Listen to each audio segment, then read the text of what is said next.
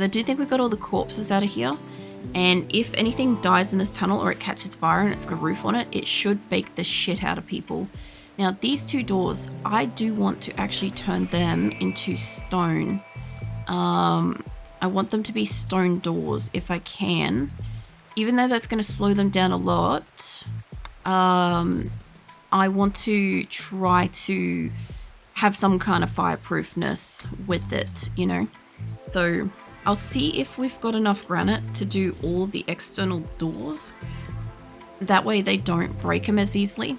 I know that it slows us down for rescuing and all this kind of business, but honestly, if one of your people die and it's not like a super epic, like over enhanced soldier or something like that, then just spawn a new one. And if it is an enhanced one, there is an option for resurrector mech serums. You guys can spawn those in, and I will try to like make people live. No promises though. I also just don't have storage areas inside, which is why nobody's bringing anything in. So what I might do is I might see if I could put just maybe a couple more shelves in. If I could, I'd like to build a linked one if I could, but yeah. Play a lot of modded, have several thousand hours in this game, so I don't have like a metric fuck ton of hours in RimWorld in general.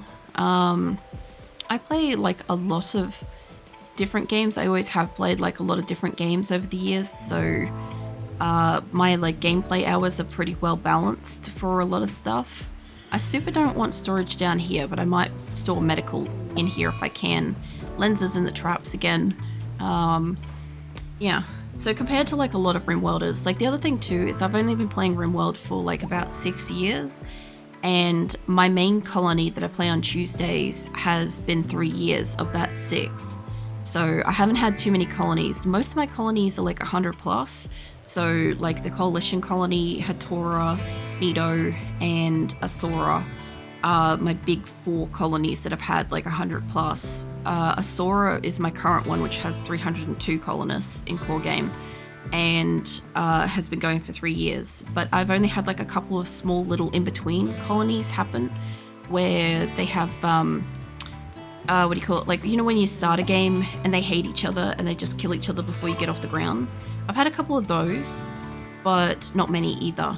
So generally speaking, I don't have like a massive amount of experience in RimWorld, and yeah, I don't feel the need to like add or remove any mods to the game itself, because I'm not bored with core game, but I'm also doing a playthrough with my regular colony that is a closed mods playthrough from the beginning to the finish. So we've been across like 3 game versions so far, and at least one of the mods has stopped working and hasn't been updated. So I can't just replace it or whatever. It just isn't there. So yeah, I also don't have any performance mods or anything like that either, because I'm mostly just testing what the game can do. And yeah, I have all the social logs of hundreds of colonists that have known each other and thousands of animals and all this sort of shit. And yeah, it's a lot. It's a lot of history for them to all know and stuff. So yeah, so my colonists never make over 15.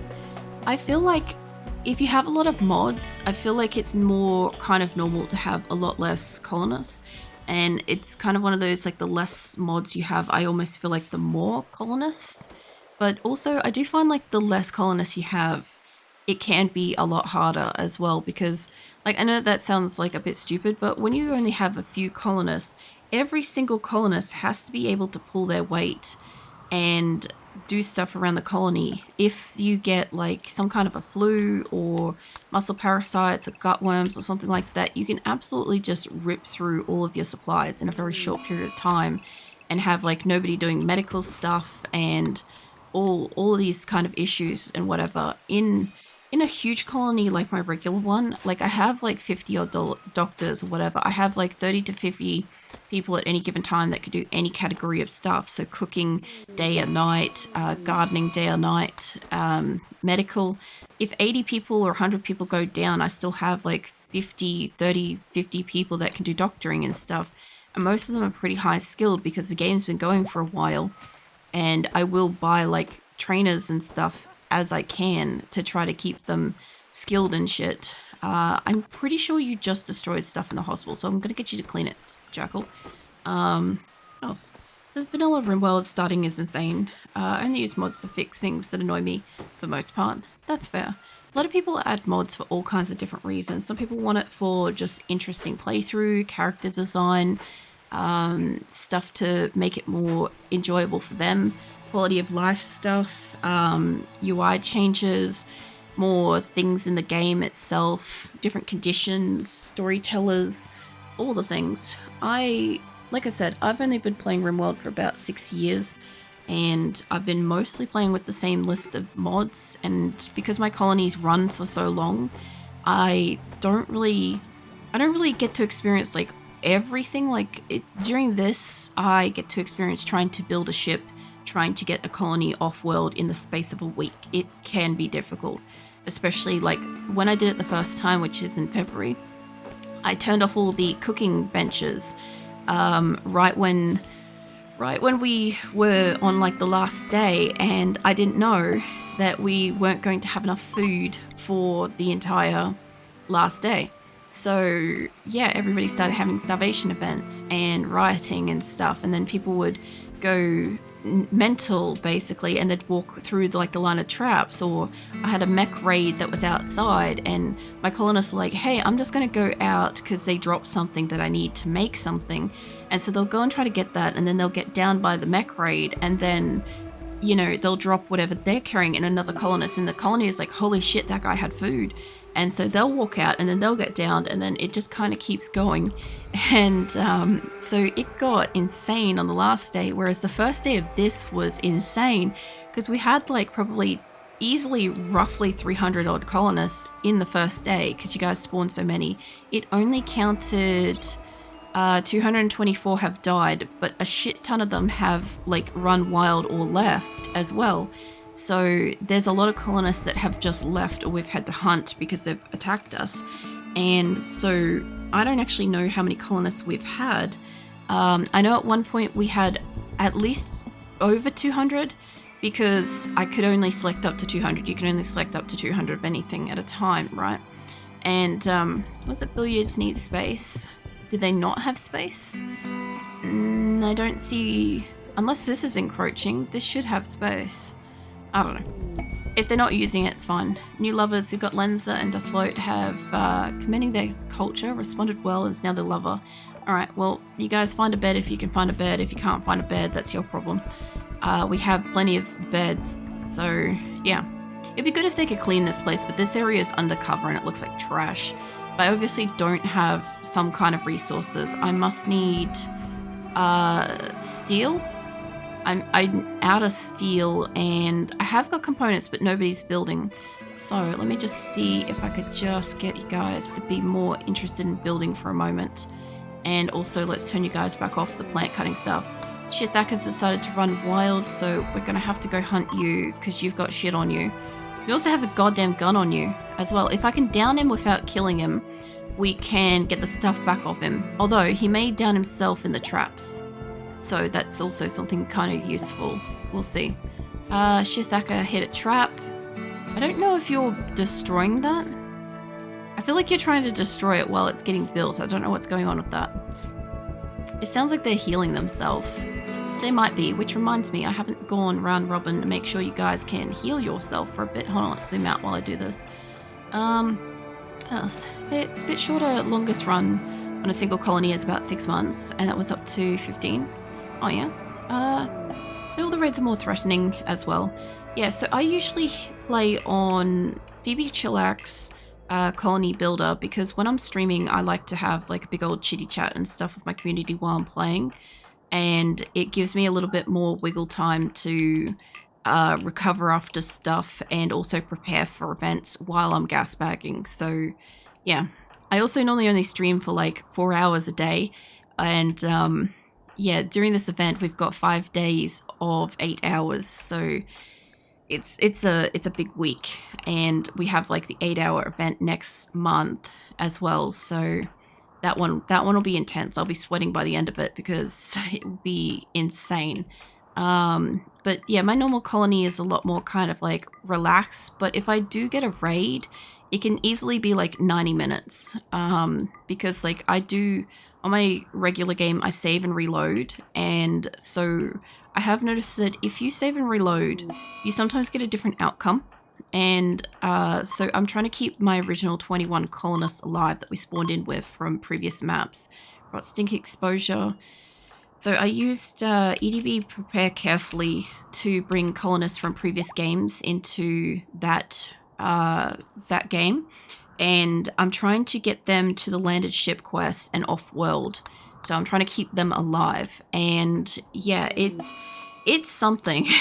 It's like I've had at least one of my original colonists have actually died, and I've had to resurrect them at least once because like something happened and I couldn't possibly save them. Although generally speaking, like in a battle, for instance, if I have a choice between an original colonist and keeping alive 8 other colonists, I'm more likely to keep alive the original colonists than the 8 colonists. However, if I have a choice between like 4 and 8 and neither of them are like an original group, I'll prioritize whoever has like whatever skills are more important and shit, right? And yeah, so I'll re-roll it and try to play it again. I'll try to like do battles again and stuff so that I can see if what kind of a outcome I can get, like see if I can get a better outcome, or see if I can take more prisoners, or like less deaths and all sorts of stuff, you know. I think we already have that in as well, so I'll use the one that we've got in at the moment. I know it's for Jackal, but we got the replacement for Rice Farm anyway, which Jackal is currently in a mental break, and my guess is that it's getting warm again. So yeah, everybody's upset because it's hot and somebody's got disease, sick from an infection. That's fine. I should probably make a couple more hospital beds because I can kind of make them. It's just this thing is sort of in my way, and I don't want this place to be too junked up because it's already pretty full. Can I get you to clean this place? Possibly? There we go. Just keep cleaning that every so often. And I don't know why my animals are still roped up because I'm pretty sure... Did we not build the... We rebuilt the fence.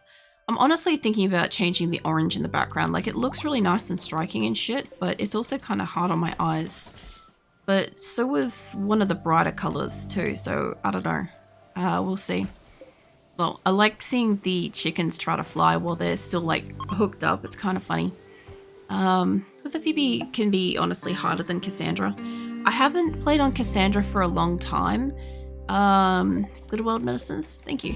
I'm still trying to get storage in here so we can actually bring shit inside, ideally.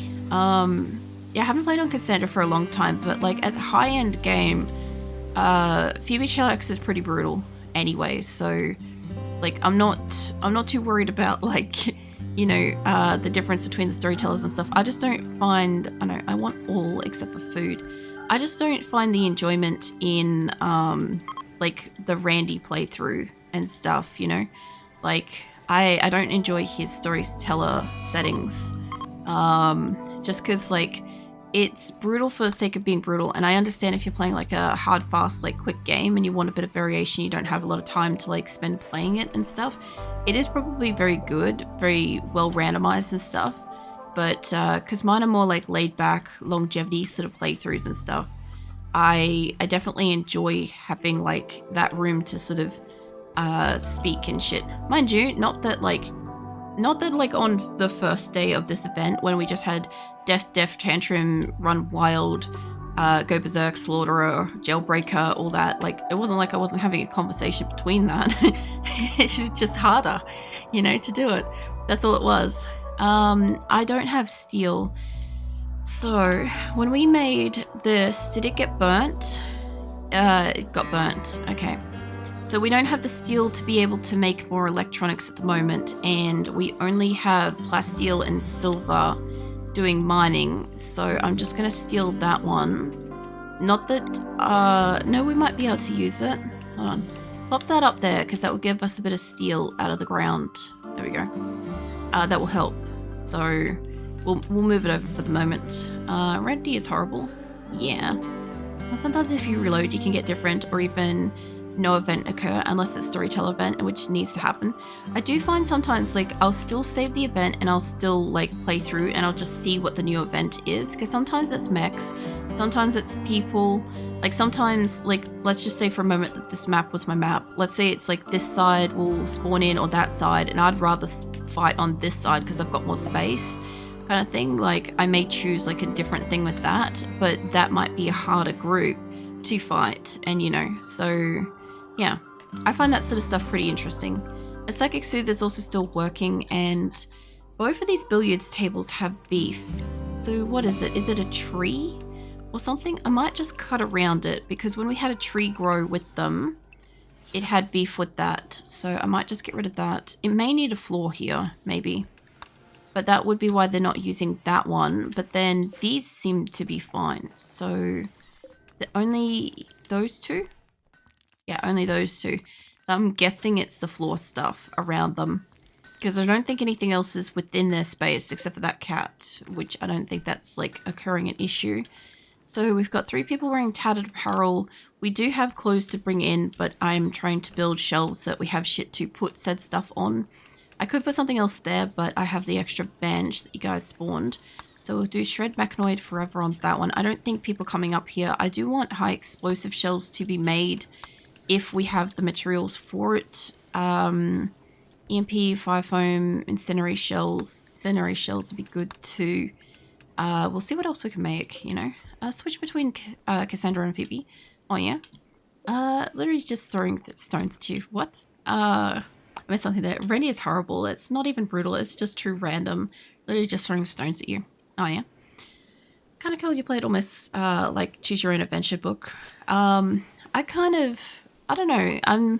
I see it as a Sora's story. That's what I call my playthrough with my regular colony and stuff, because it is literally their story of how they're traveling across the world, all the shit that's happened to them. Like, we've moved to a new location. We've moved to the 4th location we lived at.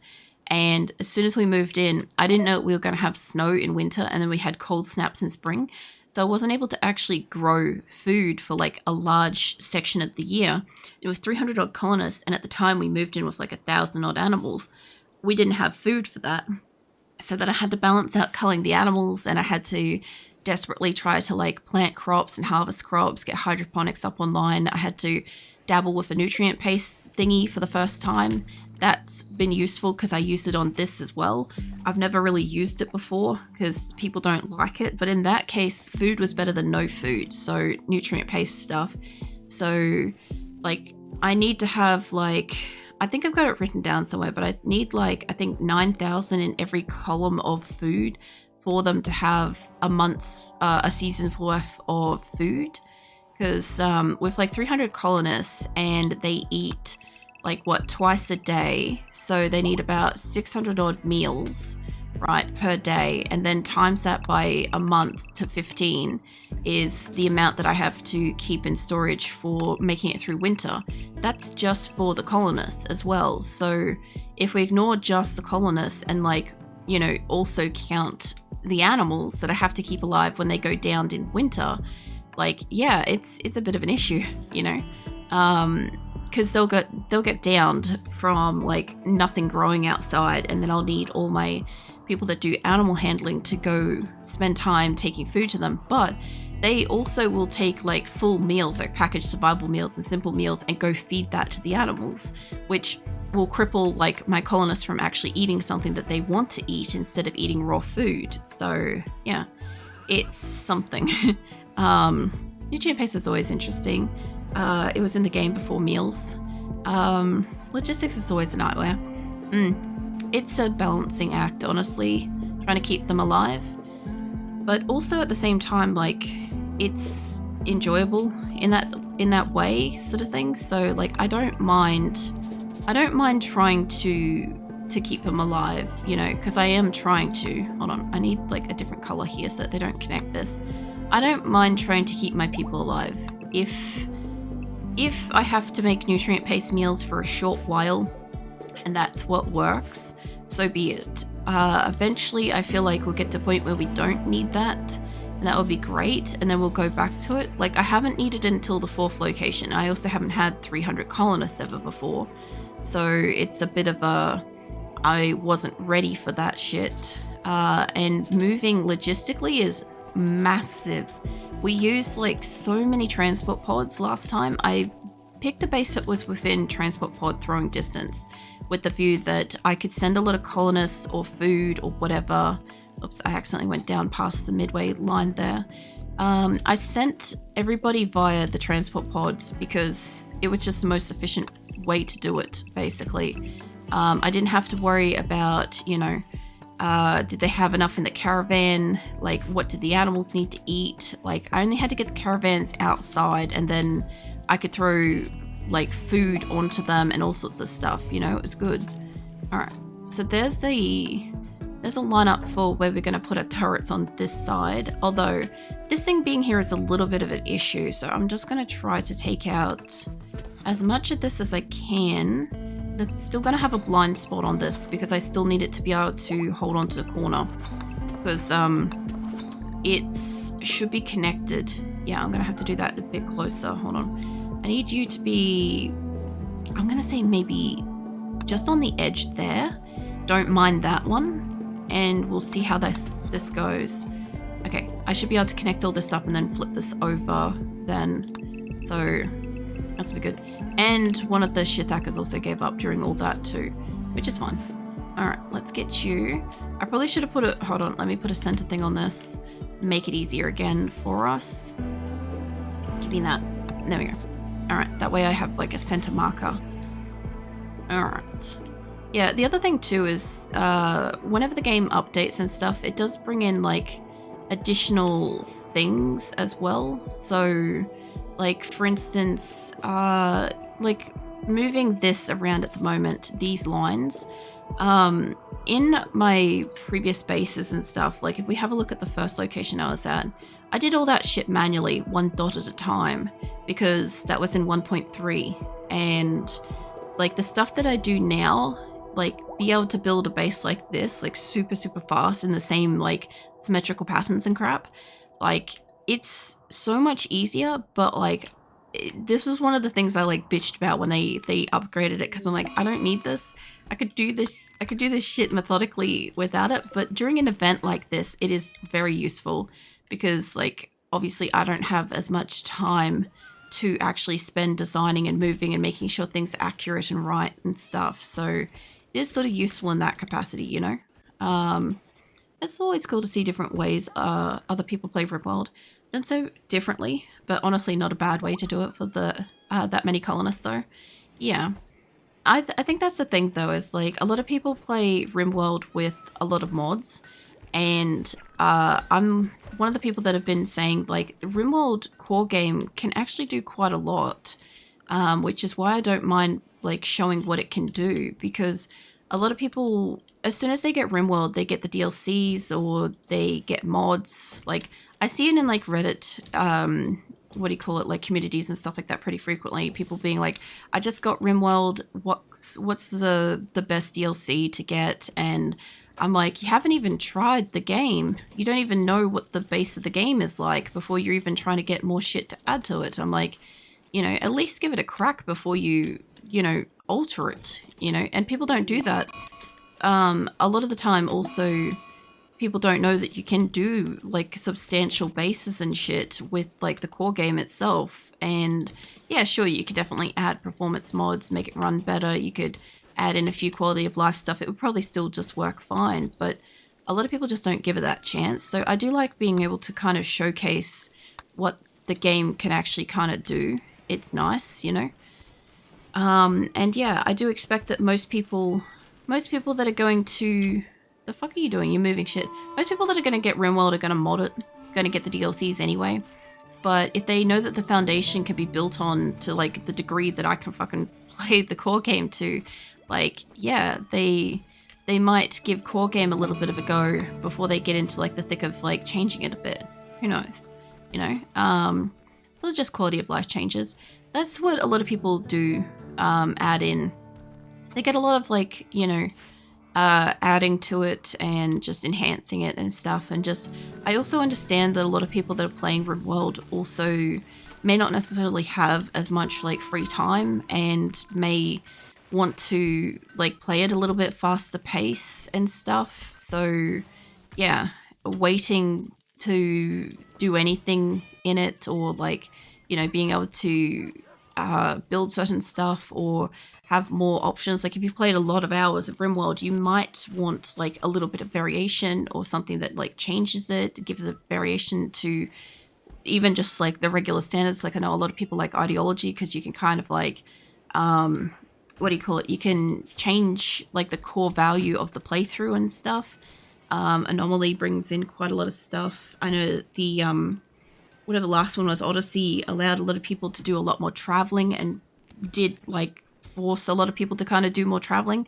Like Odyssey's not one that like would work for me because like I have a massive colony that's not going to fit in a plane. And oh, here we go, research. No, it's not finished yet. It keeps telling me shit's done. People must be reading books. Yeah, so like some of that stuff's not really useful, practical for mine, but yeah, who knows? Like some year down the track, like I do expect the playthrough that I'm doing on the average week is going to take about 5 years. We're 3 years in. I'm expecting about five to six. And if we manage to get off planet and if we get off planet and everything's mostly all good, fine. If everybody dies or like all the original colonists die, and it's a fail or something like that, like I'll start again. Like I'll go back to like the previous location and build a ship, or I'll like start again. It'll be like another 5 years or something like that. So like I'm in no rush to be looking at any of the other stuff. I also have plans to like do like different playthroughs as well with like what I've got. So like generally speaking, I don't go looking at like what mods exist. I don't tend to look too seriously at any of the DLCs because yeah, I'm not going to get them any year soon. So yeah, that's not much of a concern for me, kind of thing, you know. Keeping mod packs relatively light. Oh yeah. So in the not too recent past, RimWorld would only run on a single CPU core. I always tell people to find things that annoy them to patch first before they properly mod the game. Yeah, that's fair. I know like a lot of people were asking about it when they changed it, that the colonists moving around and stuff would move around on the multi-core thing.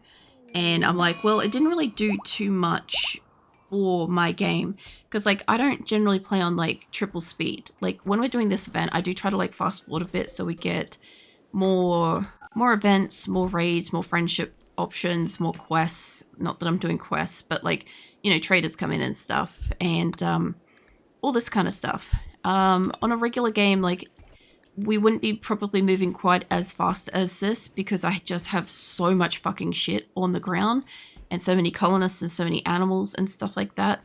So I do know for a fact that quite a lot of people will not actually watch my streams and stuff because they can't stand like the pace.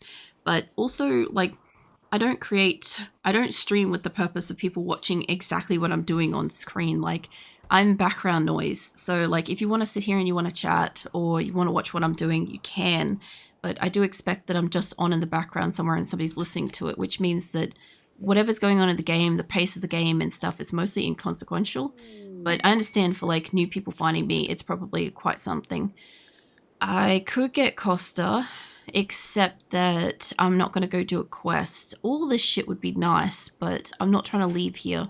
We got the food for it. I just don't want to send people out. I get the feeling we're going to get attacked. And like, I got to have people here to like fight you guys off. So yeah, we'll see how that goes. Also, I don't think they've destroyed any of these, but I'm not really seeing people coming up and like working in this space, which is kind of interesting. And as for researching, we only have one bench that can do research, and the rest of this we can't build up because we don't have steel, which we are trying to mine. We got the second one built, which is good. So if I have enough steel in the colony, which I don't at the moment, but I'm going to say as soon as they do, I want them to build just a couple more because we need a lot of steel. So we'll see how it goes. you know. What else? From the, was it Anther era of RimWorld where 75 pawns cause lag? Oh yeah. I mean, my first game, I don't know which version of RimWorld it was on, but my